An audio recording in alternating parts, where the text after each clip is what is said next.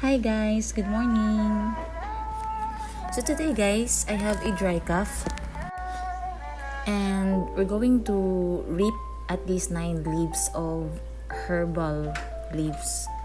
So kalabo o hilbas. So hilbas guys, ang iyang scientific name is Artemisia vulgaris or magwort.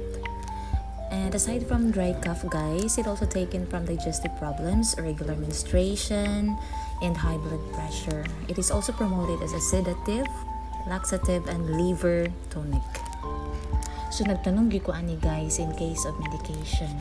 Ako ra gyud gyapon ang nagtanong din ani guys diri sa ako ang gamay nga garden if in case no magamit gid nato siya.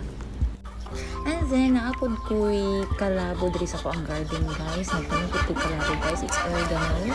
And then, ang scientific name is wild marijuana. Ang scientific name is Origanum vulgare. Aside from dry cough medication guys, it can also help reduce bad cholesterol, fight fungal infections, and reduce inflammation in the body. So, you just again slowly. And then,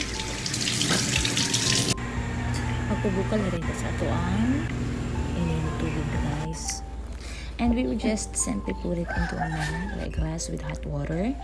And then wait until 3 to 5 minutes. Then, drink it before meal.